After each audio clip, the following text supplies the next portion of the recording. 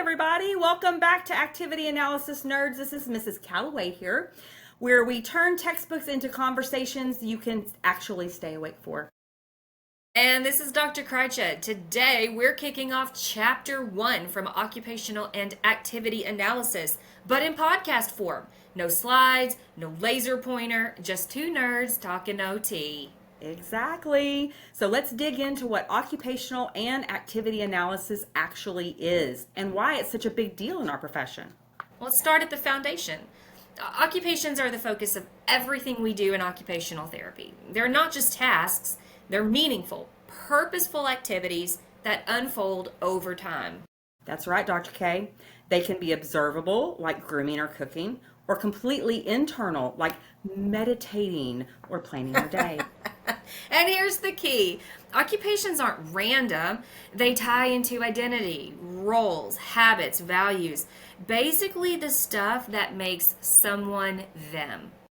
And because occupations are complex, they involve performance skills, client factors, patterns, environments, and contexts, all interacting at once. No wonder we analyze them. One of the biggest early hurdles for OTA students or OT students is understanding the difference between occupations and activities. So let's make it simple. An occupation is something it's personalized. It's meaningful engagement in daily life. And yes, we're using a script since this is our first podcast, we're not gonna lie, by a specific client. An activity, on the other hand, it's a form of action. It's not tied to a specific person, context, or meaning. It's just more general. Think of occupations as the destination and activities as the stepping stones, skill-building tasks that help someone reach their occupations. Let's run through a few examples from the text. Okay, so adult rehab setting. The occupation is returning to work as a shift. That's the goal, right? But the activity we're going to do is practicing safe knife handling while we're in the clinic. That's a great example. So I can give you one for pediatrics. An occupation would be participating in recess. The activity would be climbing a ladder or swinging to build gross to build gross motor skills. Exactly. In older adults, attending weekly church services is the occupation. That's what they want to do. But how are we going to get them there? We're going to practice safe transfers to a pew. See, same general category, but one is deeply tied to the client's lived experience.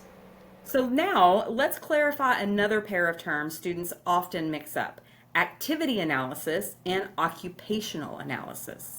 Okay, let me try to break this down. Activity analysis looks at how an activity is typically done in society.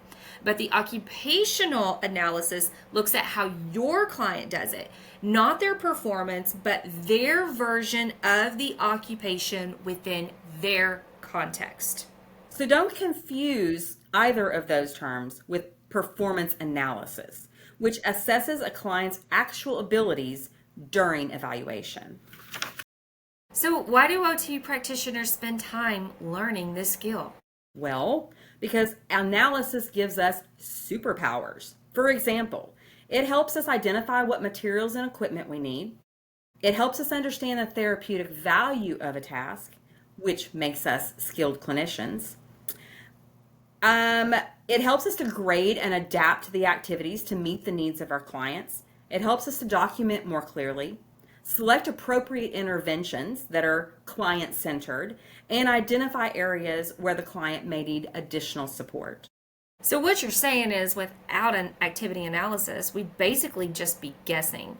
And OT is absolutely not a guessing profession. Absolutely not. Very strategic, all the things that we do. So there are 8 steps in activity and occupational analysis. Let's walk through them quickly. Okay, yeah, so the first one is activity awareness. So what exactly are we analyzing? Number 2, we have to determine the activity's relevance and importance to our client. 3, we have to identify the steps involved. 4, we determine objects, their properties, the space and the social demands of the activity. 5, the required body functions. 6, the required body structures. 7, the required performance skills, and finally, we analyze for therapeutic intervention. Whew, that is a lot Yeah. of things to do, Dr. K, right? But we're going to be learning that in this class. We're going to take it step by step because these steps form the backbone of chapter by chapter analysis in the rest of our book, one Yeah. step at a time. A big theme is using occupation. And you learned back in principles that we use occupation as both the tool and the inner end goal of intervention, which is one of the reasons that I'm such a fan of our profession. So when clients use real occupations, not just pretend tasks, meaning that we simulate them, we don't actually do them as they're done. So when they use the real occupations, they actually feel mastery. They get success. They see immediate results. Yes, I could do that. They stay motivated. I want to do it again. They use multiple body systems, which helps them reach their goals, and they get feedback in real time. How did I perform and what can I do to improve? That's right. And it helps the skills transfer to other goals. That's why making breakfast or playing a game is so much more powerful than doing random, rote, boring exercises. And who enjoys doing that? Not me. The Occupational Therapy Practice Framework, the 4th edition, is the foundation for how we analyze activities and occupations. Yep. And so what we like to do, because that's a big word, is we like to shorten it and we call it the OTPF, or the OT Practice Framework. And it outlines our domain and it describes the process of occupational therapy based upon the World Health Organization's International Classification of Functioning. That's a big mouthful. word. That's a big word.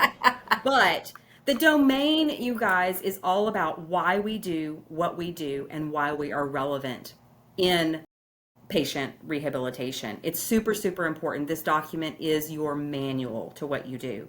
Activity and occupational analysis in the OTPF explains the demands of the task and how they fit into our practice. Exactly. And so that's chapter 1, the why, the what behind activity and occupational analysis. Understanding these concepts sets you up for everything else that you do in OT practice, including documentation, intervention planning, clinical reasoning, and client-centered care. So we hope that you will join us next time as we break down chapter 2 and look at activity demands more closely.